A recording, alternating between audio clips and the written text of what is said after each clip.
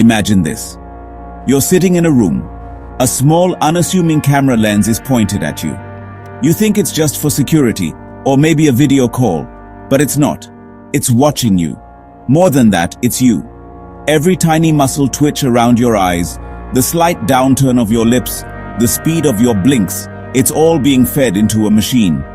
This machine, an artificial intelligence, then spits out a verdict: 78% happy, 12% surprised, 10% neutral. It's decided how you feel, possibly better than you know yourself. Or more likely, it's decided completely, utterly, and catastrophically wrong. Welcome to the world of emotion AI, where your face is an open book and the robot reading it might just be illiterate. This isn't science fiction from some dystopian movie where everyone wears matching gray jumpsuits. This is happening right now, today, on June 22nd, 2025. It's called emotion recognition or sentiment analysis, and it's a booming industry. The basic idea is to teach computers to identify human emotions. They do this by analyzing enormous amounts of data: pictures of faces, recordings of voices, videos of people moving, and even the text you type online. The AI learns to spot patterns. A smile, for instance, is usually linked to happiness. A loud, fast voice might be labeled anger. It's like teaching a very smart but very literal-minded toddler to play guess the feeling, but with much higher stakes. The promise is tantalizing, isn't it? A world where our devices understand us better, where cars can tell if a driver is drowsy, or where marketing is so perfectly tailored, it only shows you ads when you're in a good mood. Companies are pouring billions into this technology, convinced it will unlock new levels of efficiency and insight. They sell it as a way to make our lives safer, our products better, and our interactions smoother. They want to create a world that responds to your inner state, a world that anticipates your needs before you even voice them. A world where you are perfectly, completely, and constantly understood. But here's the kicker, the tiny little detail that gets lost in the glossy marketing brochures. Human emotion is a messy, complicated, and deeply personal thing. It's a tangled web of culture, personal history, and context. Is that person frowning because they're sad? Or are they just concentrating really hard on a spreadsheet? Are they smiling because they're happy? Or because their boss just told a terrible joke and they need to keep their job? An AI doesn't know. It can't know. It just sees the data points, matches them to a label, and moves on, blissfully unaware of the beautiful, chaotic reality of being human. And that, my friends, is where things start to get very dicey. So, how does this digital mind reader actually work? It's not magic, though its creators might want you to think it is. It's a step-by-step process of data collection and comparison. First, the AI needs your data. This can come from a camera watching your face, a microphone listening to your voice, sensors tracking your body language, or algorithms scanning your text messages and social media posts. The system breaks down your expression into what are called action units. Tiny movements of facial muscles, like raising an eyebrow or tightening your lip corner. For your voice, it analyzes pitch, volume, and the pace of your speech. For text, it looks for keywords, emojis, and even punctuation.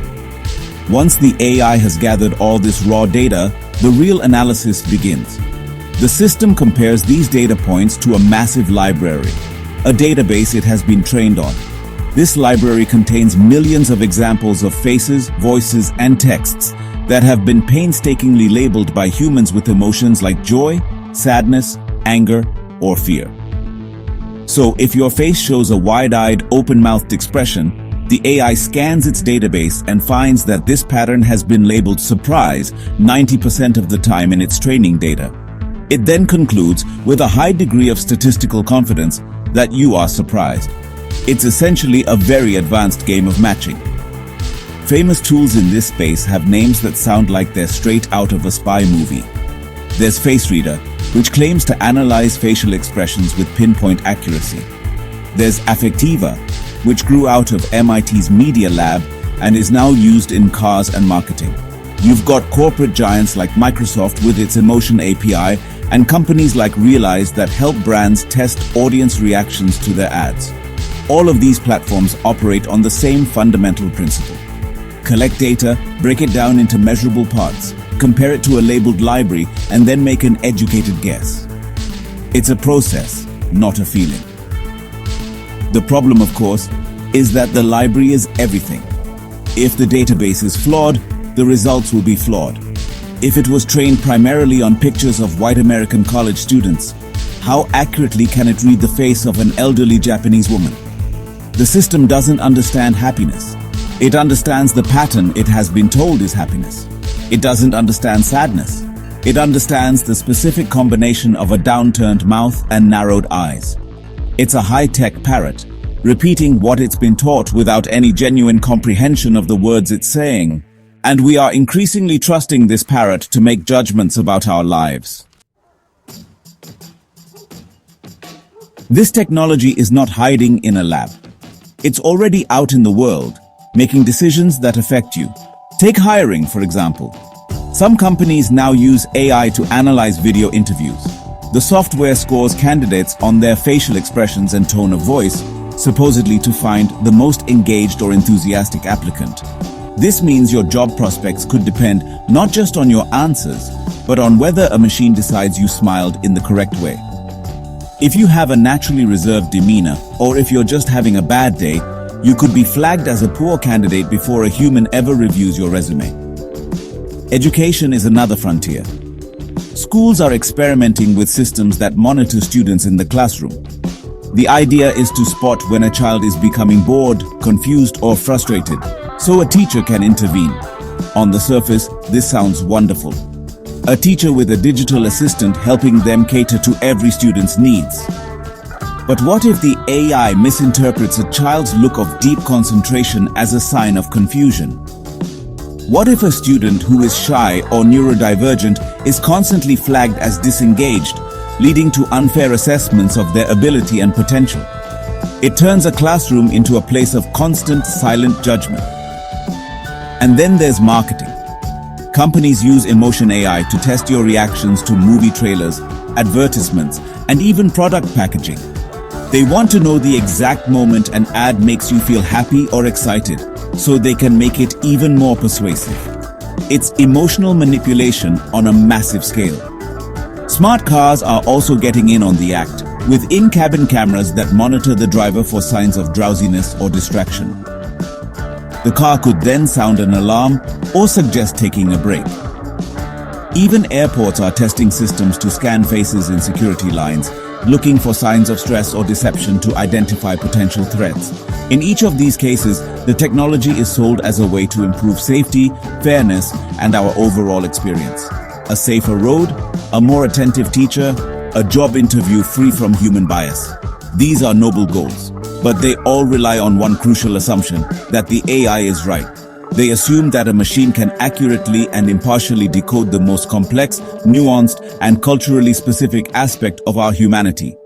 And that assumption is, to put it mildly, built on some incredibly shaky ground. The potential for things to go wrong is not just a possibility, it's a certainty. Let's be fair for a moment.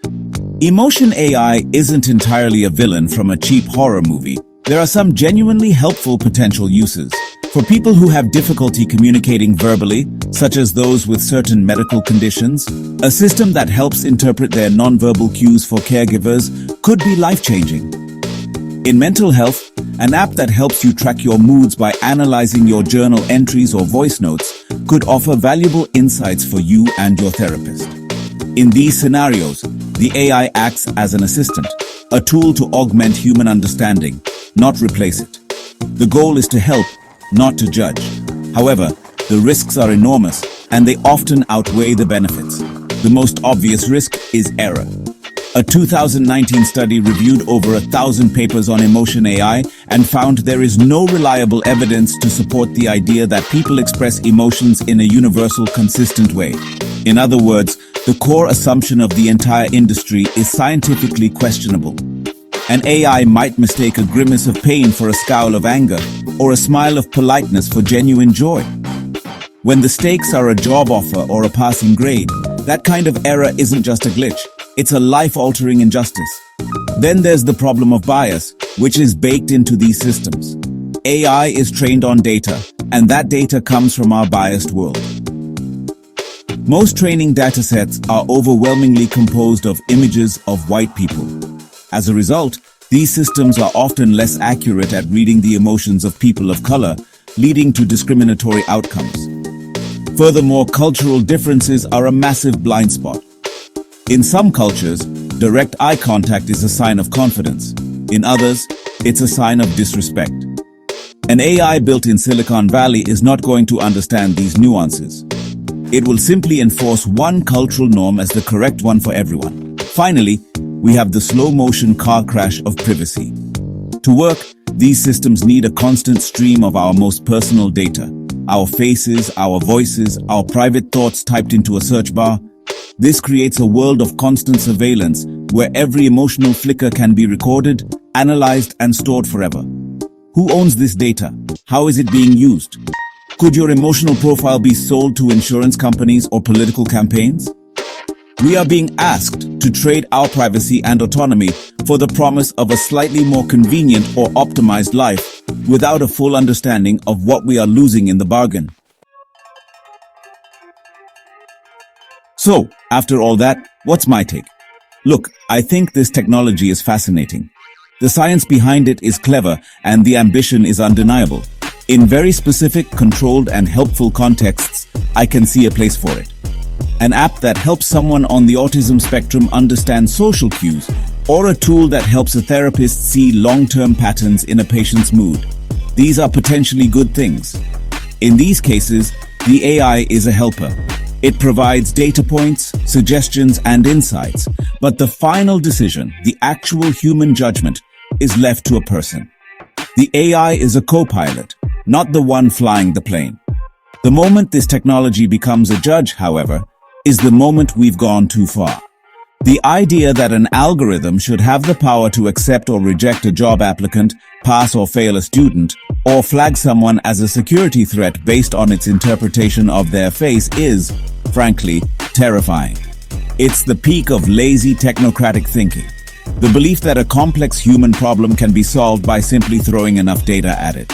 It ignores context, culture, and individuality. It reduces the beautiful, messy spectrum of human experience to a simple, clean, and often wrong dashboard.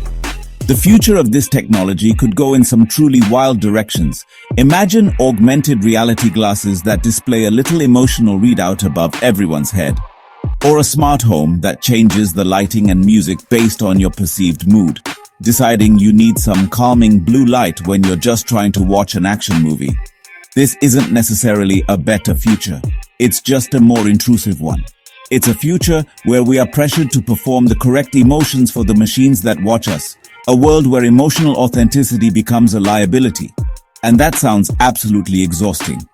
Ultimately, the question isn't just whether AI can read our emotions. The more important question is whether it should. We need to be deeply skeptical of any technology that claims to know our inner worlds better than we do. It's a powerful tool. And like any powerful tool, it can be used to build or to destroy. It can be a helpful assistant, or it can become an automated tyrant. So the next time you see a camera, it's worth asking yourself, is it just watching or is it judging? And are you comfortable with its answer? Think about it, because the machines certainly are.